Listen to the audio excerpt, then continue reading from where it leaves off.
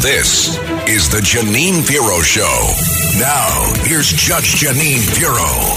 Welcome back to the Judge Janine Tunnel to Towers Foundation Show. Joining us now is a New York Times bestselling author, a presidential historian, a Ronald Reagan biographer, and a consultant for many politicians, including myself once many years ago. Joining us now is Craig Shirley. Join me in welcoming him to the Judge Janine Tunnel to Towers Foundation Show.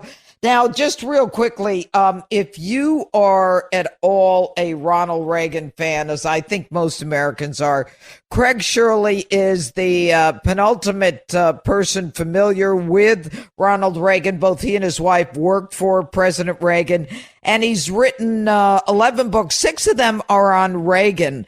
And one of the most important is called Rendezvous with Destiny. So I am so excited to have you on, Craig Shirley. So thanks for being with us. And I want to start by asking you, how many years have you been in politics, Craig Shirley? I was going door to door for Barry Goldwater in 1964 when I was 8 years old.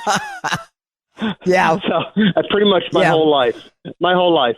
Yeah, all right. So let's fast forward from when you were 8 years old to the news of today with a president who I believe is cognitively declined, a White House that has protected him and condemned us for even questioning his mental abilities, to, the fact that it looks like the Democrat Party, although I've never seen anyone more in lockstep, is having second thoughts. What is your analysis of what's going on?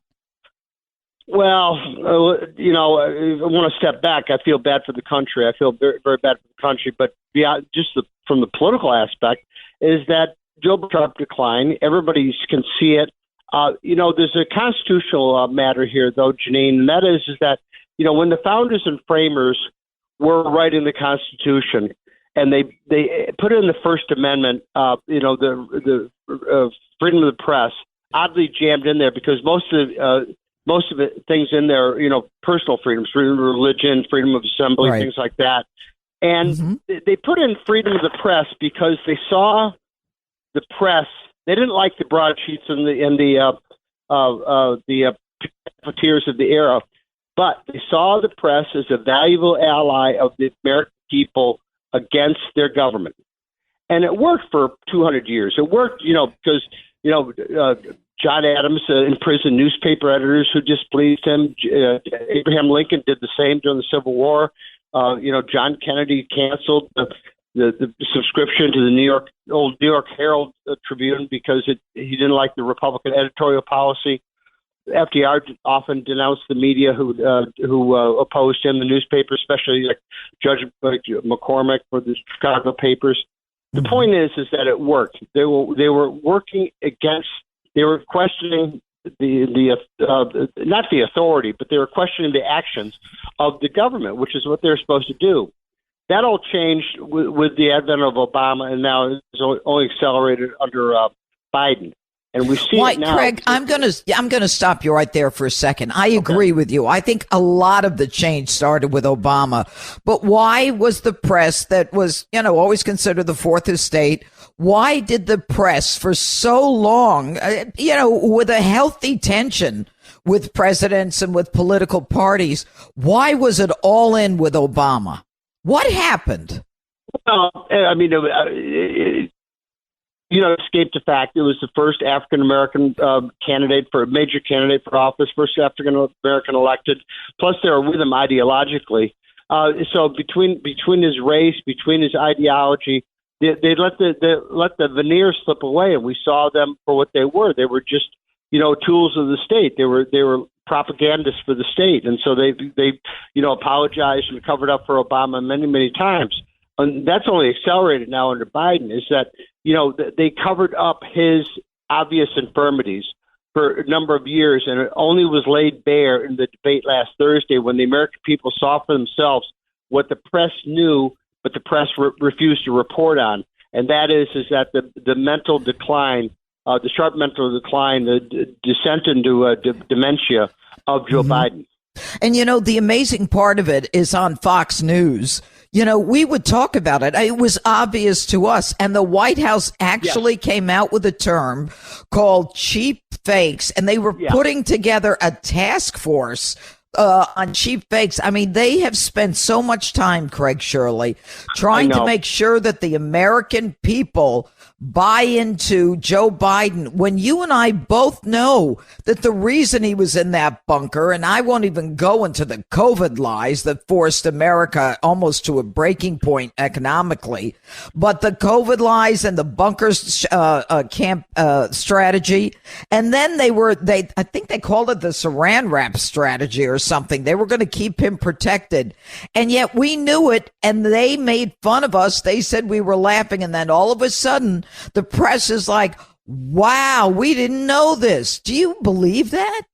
No, don't get me started on COVID because that'll go into I know. Corporations. Well, just say one thing is that the reason we're both populist is because we question power. We question, corporate power. We question governmental power. That's the true meaning of a populist. Is that they don't because concentrations of power inevitably lead to corruption and the diminution of personal freedoms. And we saw the worst of it with COVID, where the government was in league with big corporations, big government in league with big corporations against us. And, there's an old saying that, when the elephants are fighting, the mice are at risk. But when the elephants are making love, the mice aren't much safer. Well, we weren't safe because big government was in bed with big corporations against us, the American people.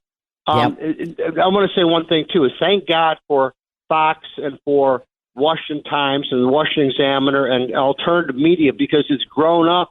It's grown bigger, more important in response to the failures of the liberal media. Everybody's drooling over this supposed interview with George Stephanopoulos and Biden.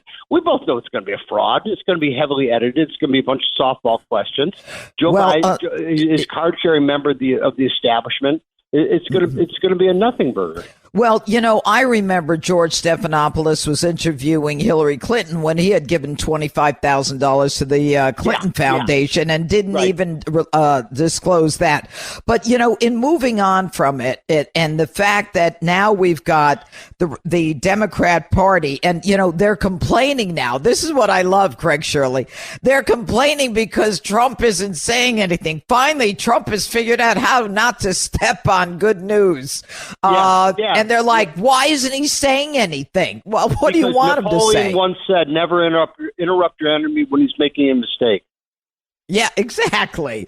And, I'll tell you, I think that I don't care what anybody says. I thought Trump did great at the debate. I think he was focused. He was laser sharp. I think there was only one point when he looked at Biden, and that was when Biden had that, that gaffe where he ended up by saying he killed Medicare. I mean, no, he said that bacon. He didn't say he killed it. Trump came back and said you killed it. He said he beat Medicare.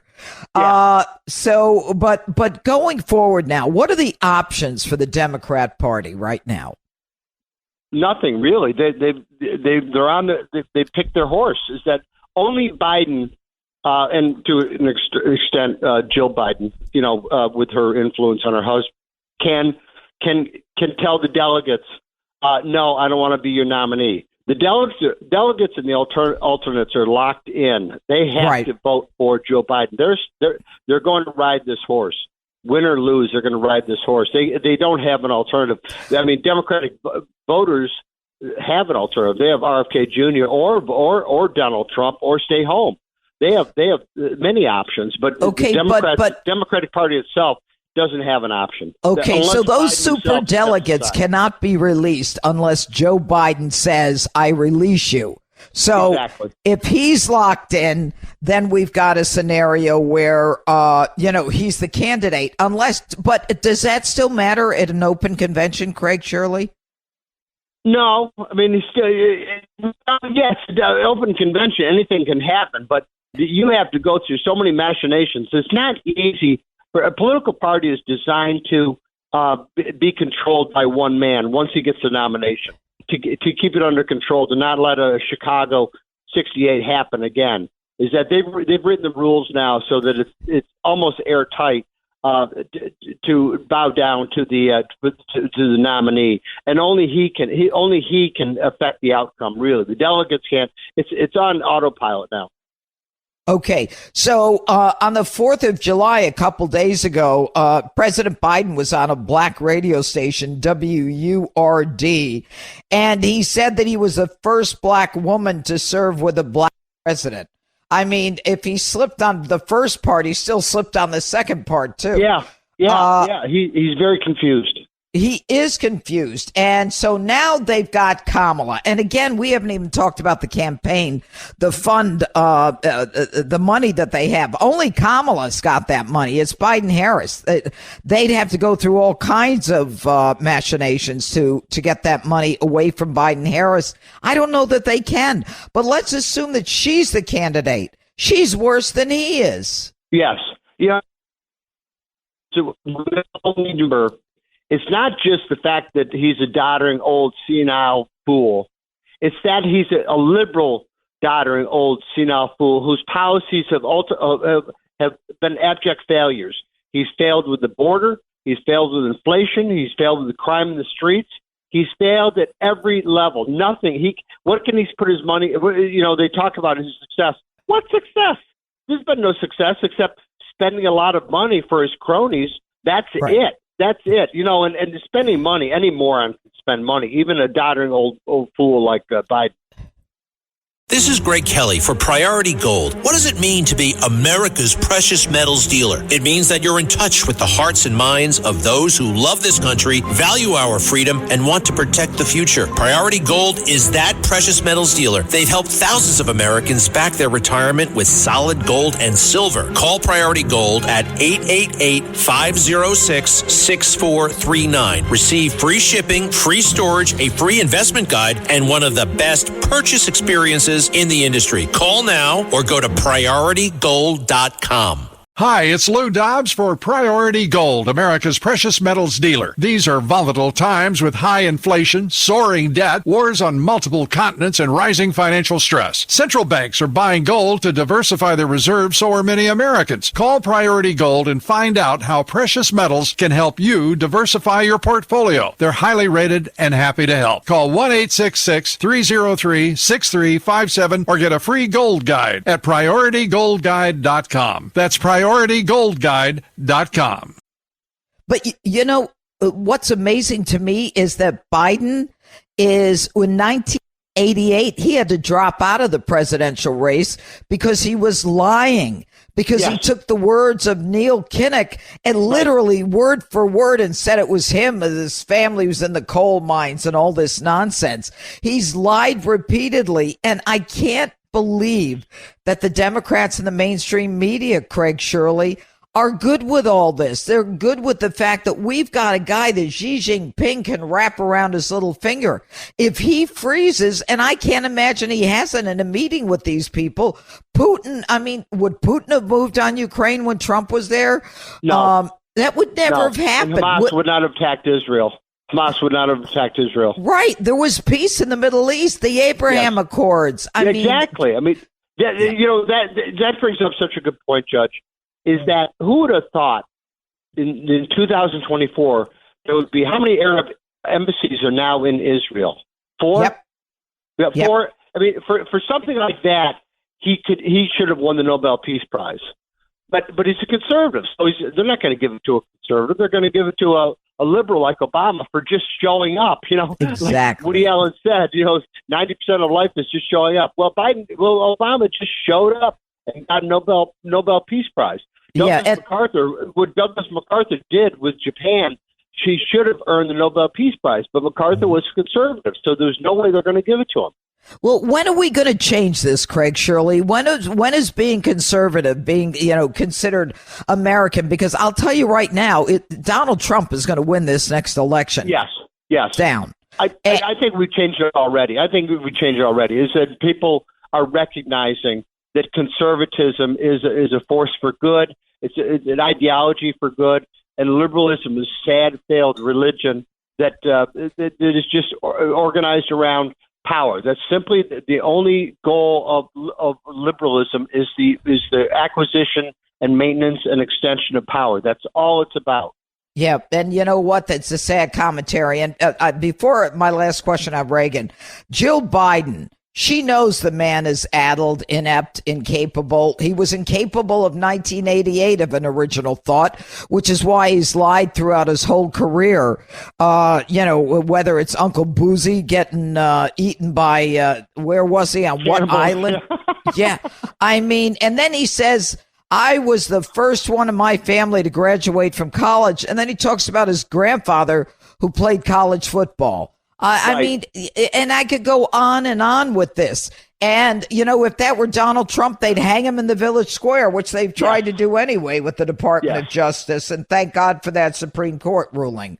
Yeah, but absolutely. What about Reagan? I mean, how do you compare a Donald Trump to Ronald Reagan or to conservatism?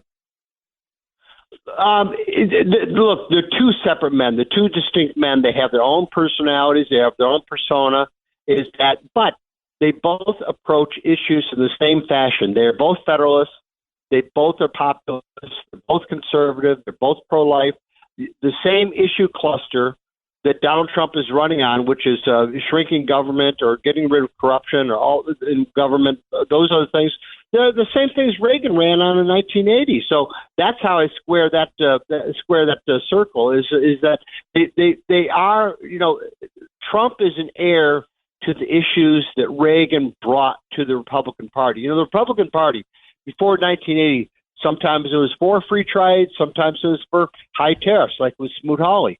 Sometimes it was for war, with the Vietnam War, and sometimes it wasn't. Sometimes it was for balanced budget. In 1972, Senator Ted Kennedy and Senator Walter Mondale said, we need to stimulate the economy with middle-class tax cuts. And Richard Nixon said, no, the way to stimulate the economy is with massive federal spending.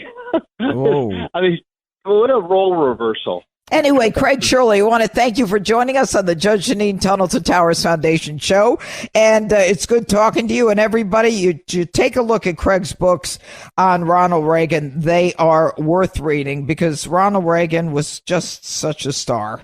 All right, Craig Shirley, thanks for joining us. Take care. Thank you, Judge, so much. All right, take care. And never forget, that's a promise we made to Tunnel to Towers on its mission to do good in honor of America's heroes. Donate $11 a month at T2T.org. That's T2T.org. This is the Judge Jeanine Show.